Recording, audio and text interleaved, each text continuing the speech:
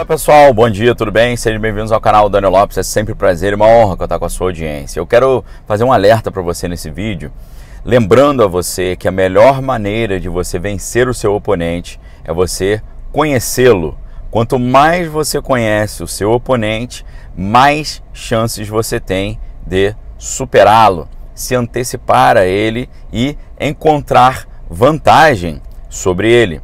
A própria Bíblia fala sobre isso. O apóstolo Paulo diz na Bíblia, para que o inimigo não encontre vantagem sobre nós, porque nós não ignoramos os seus ardis. Ou seja, o que Paulo está dizendo? Se nós reconhecermos que o inimigo é ardiloso e soubermos os seus planos antecipadamente, a gente vai conseguir ter vantagem sobre ele e não ele ter vantagem sobre nós. Aí que está a grande estratégia. E a gente não precisa pesquisar muito para conhecer as estratégias do inimigo hoje. Porque as estratégias do inimigo hoje, o inimigo está de uma forma tão assim ousada que ele está falando abertamente a sua estratégia. E além disso, ele nem precisaria estar falando abertamente a sua estratégia, porque a estratégia deles está codificada num manual de instrução deles, num manifesto, que é exatamente o manifesto do Carlinhos Marcos. A gente já falou aqui em vídeos anteriores sobre aquela questão de atrapalhar a questão da herança, né? Interromper o herdeiro de receber o patrimônio do seu pai. Falamos sobre isso e eu mostrei para vocês que isso está lá no capítulo 2 do Manifesto do Partido Comunista, onde Marx falava dos 10 passos para a implementação do socialismo, entre muitas outras coisas, como estabelecimento do ensino público, estabelecimento do fim da propriedade privada, estabelecimento de um banco central que controla todo o crédito e também imposto progressivo forte, cada vez mais imposto para retirar os meios de ação da classe média, tá? E além disso também a suspensão do direito de herança. Se a gente conhece esse tipo de material, a gente não apenas consegue se antecipar às atitudes do inimigo, mas a gente consegue fazer uma espécie de resistência mais estratégica e mais inteligente, ok? Para isso, eu gostaria de trazer para vocês hoje alguns outros insights sobre esses manuais, sobre essas regras de conduta, para que você possa entender melhor o que está acontecendo hoje.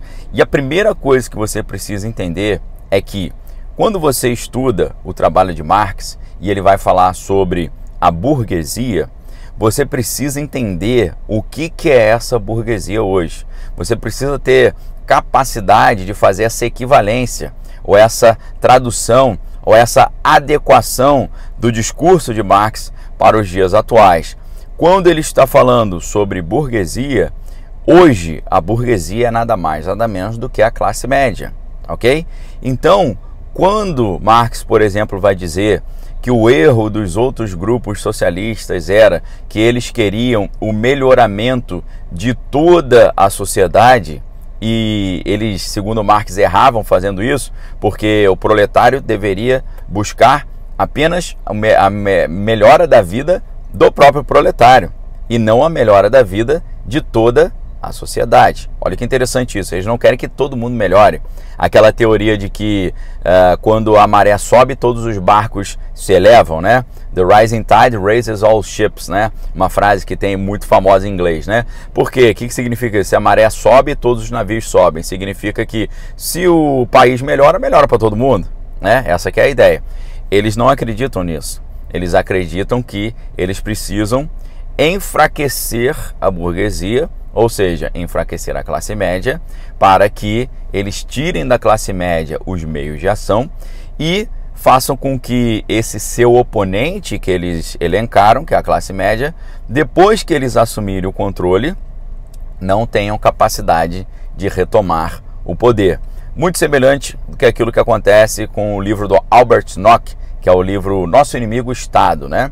Albert Nock, ele vai dizer que as pessoas ficam tentando trazer uma vida melhor para os outros, tentando ver uma maneira de ajustar o Estado, ou consertar o Estado, ou melhorar o Estado. Ele fala, não, o Estado segundo Albert Nock, o problema está nele, porque ele diz que existem duas coisas, e prestem muita atenção nisso, porque isso vai fazer você ter um insight sobre como o inimigo atua, como é que ele atua. Albert Nock nesse livro vai te explicar. Lembrando que a gente está chegando aí já estamos na promoção de Black Friday na livraria Daniel Lopes. Link aqui embaixo, você pode adquirir uma série de livros aí com até 70% de desconto, só até o dia 25, aproveite essa oportunidade.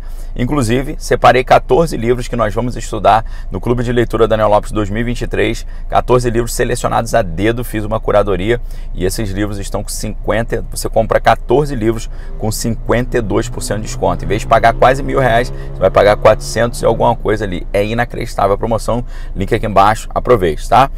O Albert Nock, ele fala: o homem, ele tem necessidades e desejos. Qual é a diferença da necessidade para o desejo? Necessidade, a etimologia da palavra necessidade significa aquilo que não cessa, aquilo que Por exemplo, a fome. A gente come, passa fome. Passam algumas horas e a gente tem fome de novo, né? A gente vai ao banheiro, aí isso se alivia. Depois passam algumas horas, a gente fica com vontade de ir ao banheiro novamente. Então, é exatamente isso que está em jogo.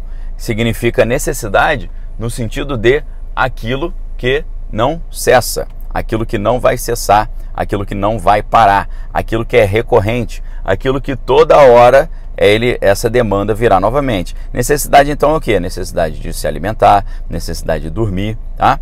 Então Albert Nock vai dizer que o homem tem prioritariamente duas maneiras de satisfazer as suas necessidades. Por exemplo, comida. O que ele pode fazer? Ele pode seguir aquilo que se chama de a via econômica. O que é a via econômica? Você precisa comer? O que você vai fazer então? Você vai trabalhar, pelo suor do seu trabalho, você vai conquistar os seus alimentos, ok? Então essa é a via econômica. Eu preciso satisfazer uma necessidade de me alimentar, eu vou trabalhar e com essa necessidade suprida ali com o suor do meu trabalho, eu consigo comer. Só que ele fala que essa é a via econômica, que é a via mais legal. Só que por outro lado ele fala que tem uma via que é a via política. Essa outra via, em vez de eu satisfazer minha necessidade trabalhando e com o suor do meu trabalho eu conseguir supri-la, não. Eu estabeleço um Estado e esse Estado vai cobrar um pouquinho de cada um através de impostos, taxas e regulações, e assim, em vez de eu satisfazer minhas necessidades com o suor do meu trabalho, as necessidades são feitas eu pegando uma parte do fruto do trabalho dos outros, ok? Com a cobrança dos impostos e das taxas. Você consegue identificar isso muito claramente hoje, né? Um mundo de pessoas que trabalham com o suor do seu trabalho, quer garantir o seu sustento, e um outro grupo de pessoas que não quer trabalhar e quer que os outros que trabalham supram as suas necessidades. É isso que a gente está vendo hoje, é exatamente isso que Marx pensava. E o mais interessante é que Albert Nock, no livro Nosso Inimigo o Estado, ele vai dizer que de tempos em tempos surgem crises. E quando as crises surgem, sempre o poder estatal aproveita para abocanhar mais uma parte do poder social. Ou seja, o Estado, na época de crise, as pessoas ficam com medo e o Estado coloca em si mais poder com a desculpa de poder ajudar as pessoas, e sempre que ele aproveita essa situação, ele abocanha uma parte do poder social. E o que o Albert Nock lembra é o seguinte, que quando o Estado abocanha uma parte do poder social, ele não devolve, ele fica com aquela parte para ele, ok? É exatamente isso que nós estamos vendo hoje. A estratégia desse manual de como tirar de cena a classe média e o proletário assumir ali o controle de tudo, essa estratégia envolve exatamente o seguinte: enfraquecer a classe média, colocando impostos muito altos, dificultando o trabalho do empreendedor, dificultando o trabalho do capitalista. De que forma dificultar o trabalho do capitalista? Colocando imposto progressivo forte, colocando ali regulamentações e, no final das contas hoje, com aquela política da sustentabilidade, ESG, fazendo com que os empresários, os industriais, os capitalistas, os empreendedores, a classe média empreendedora, ela tenha enorme dificuldade para continuar o seu trabalho, porque o argumento é que a sua indústria polui o meio ambiente, você está emitindo carbono, você precisa de um crédito de carbono. Então isso vai enxugando a produção capitalista e criando uma situação caótica que favorece esse enfraquecimento da classe média e esse empoderamento do Estado e daqueles que querem assumir o controle do Estado. Então, eu vou trazer uma série de vídeos aqui para vocês, mostrando esse tipo de dinâmica, para você entender o que realmente está em jogo nessas situações todas, ok? Por quê? Se nós temos teoria, nós conseguimos enxergar o mundo melhor. E enxergando o mundo melhor, a gente consegue se antecipar aos problemas, ok? A palavra teoria significa ver uma vista. Theorin, em grego, significa enxergar. Eu vou trazer uma série de teorias aqui para você entender o que está em jogo, para você perceber como é que funciona essa estranha dinâmica da sociedade de hoje e como o inimigo está implementando esse plano, que é um plano muito fácil de você identificar, porque ele está, primeiro, escrito nesses manuais, como o Manifesto do Partido Comunista, e está sendo declarado abertamente. Mas você precisa entender o que está em jogo: o enfraquecimento da classe média, o fortalecimento do poder estatal e a tomada do controle do poder estatal para que eles usem as ferramentas estatais para poder exercer o seu poder, ok? O que você achou desse vídeo? Deixe seu comentário aqui embaixo. Forte abraço para vocês, fiquem com Deus, examine todas as coisas, retenha que é bom. Prazer enorme aí estar com vocês, ok, queridos? Forte abraço, nos vemos em breve com mais conteúdo exclusivo, só aqui no canal Daniel Lopes. Um abraço a todos, valeu!